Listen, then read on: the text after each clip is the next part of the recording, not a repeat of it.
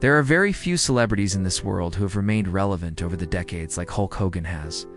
But while his legacy as a wrestling superstar is undeniable, there are dark sides to his story that most fans don't know about. And these stories only get weirder when you start looking into them. So today, we're re-unpacking the career of Hulk Hogan and finding out what really happened to him after he left WWE. Let's get it. It's like any good wrestling promo. Let's start with the big entrance. Terry Gene Bollea was born on August 11, 1953 in Augusta, Georgia. He would later change his last name to Hogan so he wouldn't be confused with fellow wrestler, the Iron Sheik's real name, Hossein Khosrow Ali Vaziri. He had a pretty normal childhood, just like any other kid. He played football in high school and even won the state championship for discus and shot put in his senior year. He was even named the most outstanding athlete at his graduation ceremony. Hogan initially planned on becoming a football player, and even attended the University of South Florida on a football scholarship, where he majored in marketing. But a knee injury put an end to those plans.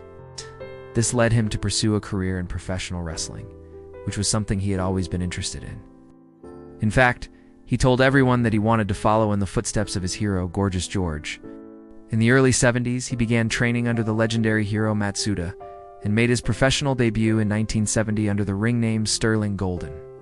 That same year, he adopted the Hulk persona, a parody of the then popular character, the Ultimate Warrior.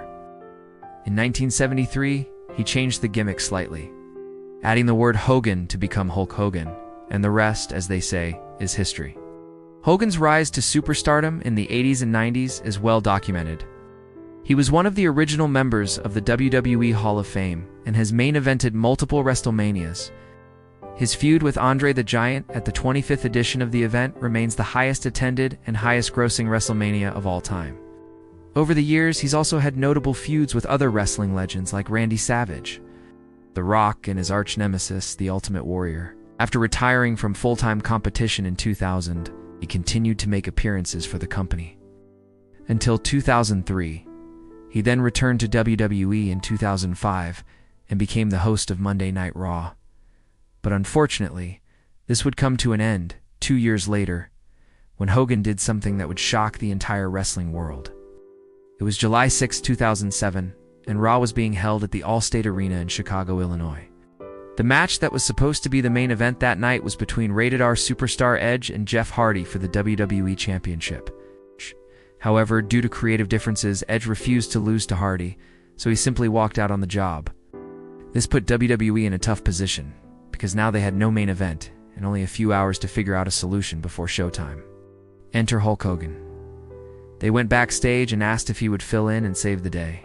According to reports, Hogan agreed, but only if he could bring back an old enemy, the Ultimate Warrior. Warrior was brought in, the two cut a promo, and then they had a match. And to the shock of absolutely no one, Hogan came out victorious.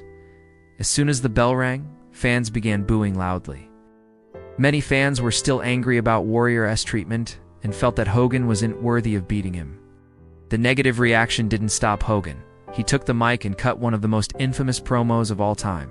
He said, "I don't care what anybody says. The Hulkster beat the Ultimate Warrior. Dig it." The crowd responded by throwing things at him and the stage.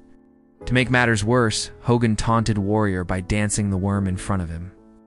The animosity between Hogan and Warrior had been going on for years, so the crowd felt that Hogan was rubbing salt in the wound. In addition to that, many felt that Hogan only got involved because he knew that Warrior wasn't getting paid. This led to the belief that Hogan was taking advantage of the situation. It was clear that fans had turned on him, and there was nothing Hogan could do to turn it around. That night may have seemed like a success for WWE, because they managed to salvage the show. But it would forever tarnish Hogan's legacy. On September 17, 2007, Hogan was released from WWE while he claimed it was due to creative differences. It's likely because WWE was trying to distance themselves from him because of his controversial comments. A month earlier, Hogan was pulled from house show events after he made some inflammatory remarks during a live mic check. When he thought the mic was off, he said, "The world is run by Jews, and we need a Jew exodus." This caused quite an uproar, and fans began calling for a boycott of WWE until he apologized.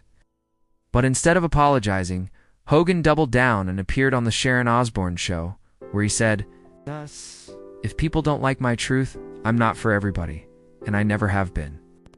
Before long, fans weren't the only ones who turned against him. WWE began removing references to him throughout their programming. And in January of 2008, it was announced that Hogan had officially been written out of WWE. But according to reports, this is not the case. That same month, Hogan signed with Total Nonstop Action Wrestling, otherwise known as TNA, or now Impact Wrestling.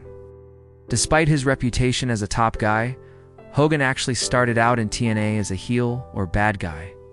He showed up on the June 2008 episode of Impact and attacked Kurt Angle, which drew a huge pop from the audience. In typical Hogan fashion, he continued to chase the championship gold, and it didn't take him long to find success. On July 14, 2009, he defeated the Motor City Machine Guns to win the TNA World Tag Team Championships. Unfortunately, his title reign would come to an end just 2 months later. But that wouldn't be the last championship Hogan would win in TNA. Later that year, he aligned himself with the group Immortal, which also included the likes of Ric Flair and Kevin Nash. Together, they would go on to defeat Team 3D in a 6-man tag team match to win the TNA World Tag Team Championships. This marked the first time that a team had successfully defended the titles in TNA. In 2010, he would go on to defeat Rob Van Dam to become the TNA champion. However, this reign would also come to an end just 2 months later. In 2011, he entered another feud, this time against Sting. During a 6-way match, Sting hit Hogan with his signature move, the Scorpion Death Drop, which caused Hogan to bleed profusely. The two would continue to battle each other over the next year, but on April 2012, Hogan suffered a legitimate injury during a live event. While performing a slam, his knee buckled, and he was unable to continue the match. Later, it was revealed that he tore his meniscus. Following the injury, Hogan left TNA and eventually ended up in legal hot water. On October 29, 2006, Hogan filed a lawsuit against Gawker Media after they published a sex tape featuring him without his consent. In 2016, a jury awarded him $110 million, but his victory would be short-lived. 2 years later, it was revealed that he had actually recorded the tape himself. Furthermore, he had given the tape to his lawyer, John Does, who ended up leaking it to the media. Hogan admitted that he had recorded the tape, but claimed that it was for blackmail purposes. This didn't seem to matter, however, as Gawker had obtained the tape through legal means. In the end, Hogan ended up having to pay $31 million to the founder of Gawker, Nick Denton, and $250,000 to the former editor, A.J. Delario.